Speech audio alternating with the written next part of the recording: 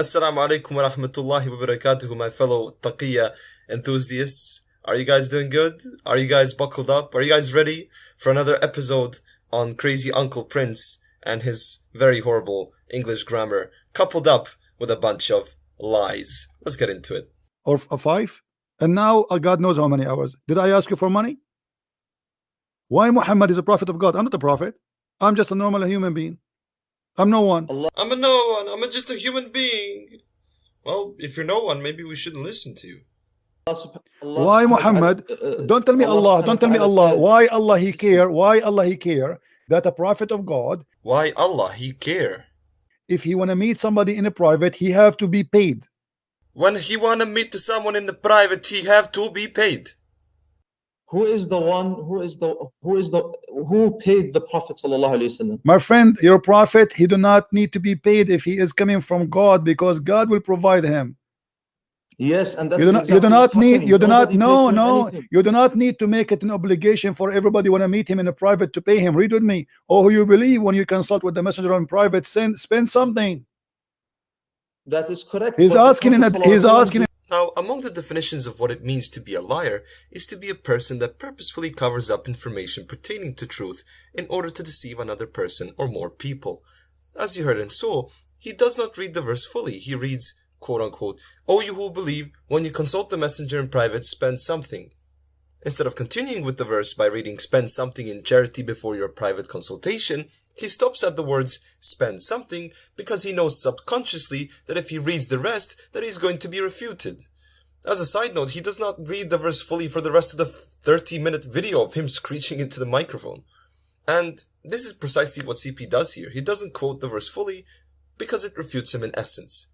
He's trying to make it seem as if Allah ordered people to give money to the Prophet ﷺ when they wish to talk to him, but this is simply not the case, as the verse is talking about sadaqah, charity, and sadaqah cannot be given to the Prophet ﷺ or his family, and the proof for this is the hadith of Abu Huraira in Sahih al-Bukhari, where it says that Al-Hassan ibn Ali took a date from the dates given in charity and put it in his mouth. The Prophet ﷺ said, "Expel it from your mouth.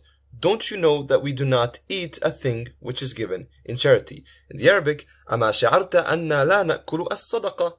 So the word used is sadaqah, and the same word is used in the Quran. So, Mr. Christian boy, you're a donkey, I'm a scholar, you have been thoroughly refuted. Let's continue.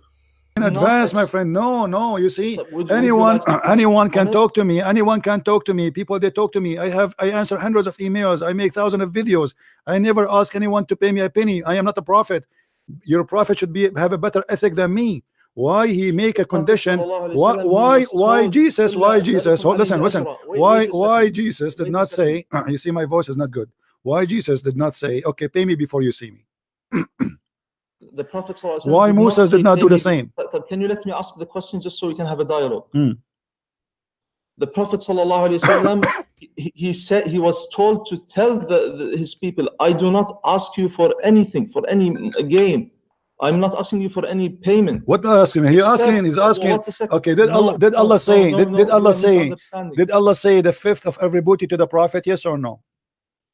That is correct, but did the Prophet take anything from it? He took it, for sure he took it. Here we go. The Muslims are fighting over an underwear. Don't you see? Don't you read with me? The Muslims accuse your prophet. Read with me, my friend. I'm not making things up.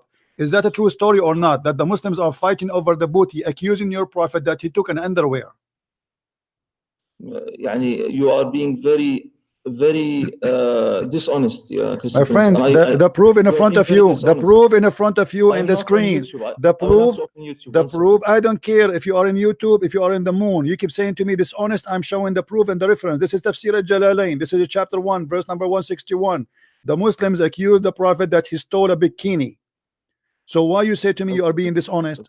So here, Uncle Prince says that the Prophet ﷺ stole underwear or a bikini.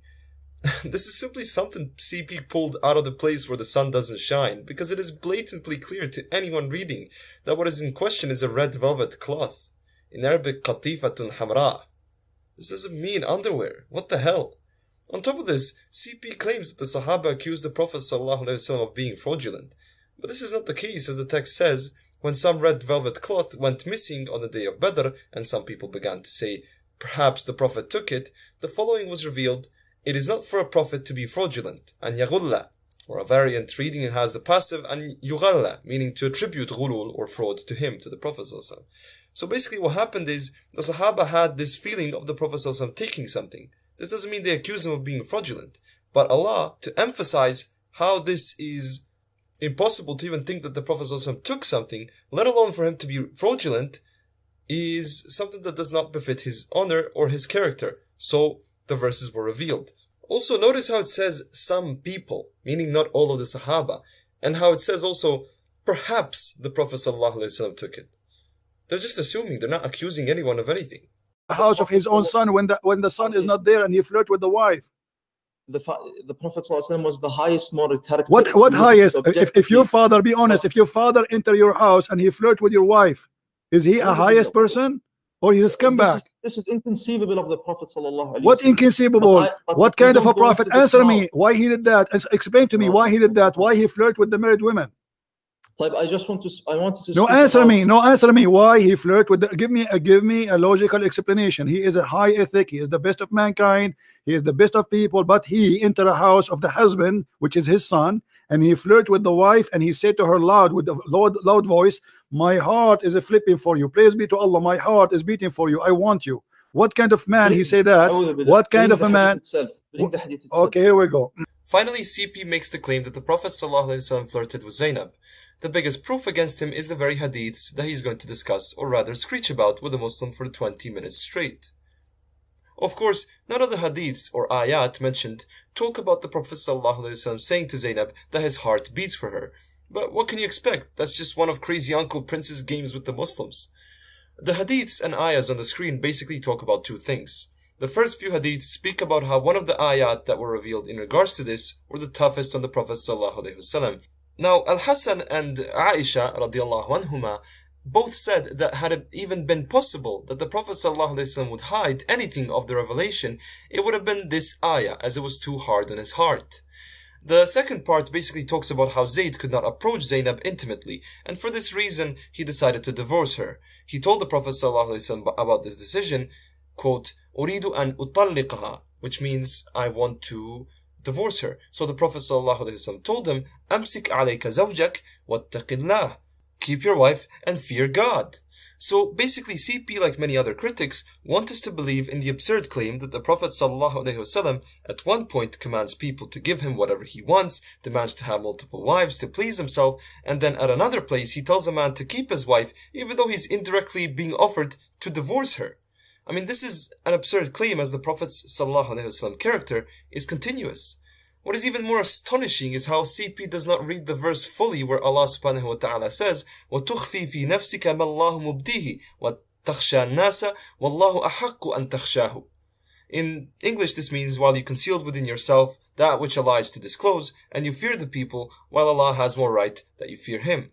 And as you can see on the screen, the verse goes on to explain the reason for why the Prophet ﷺ married her. So how come, CP, when the Quran gives us detail to how the Prophet ﷺ did not disclose anything that he felt about the case with Zainab, you ignore this crucial fact? It is not possible that the Prophet ﷺ conceals what he feels about Zainab and at the same time flirts with her. Otherwise the Sahaba wouldn't emphasize how hard it was for the Prophet ﷺ to have these ayat revealed, as these ayat disclosed what was in the heart of the Prophet ﷺ that the people did not know. But, I mean, at the end of the day, who cares? For Wasteman CP, it's all about screeching in the microphone and calling us Abduls. Assalamu alaikum wa rahmatullah.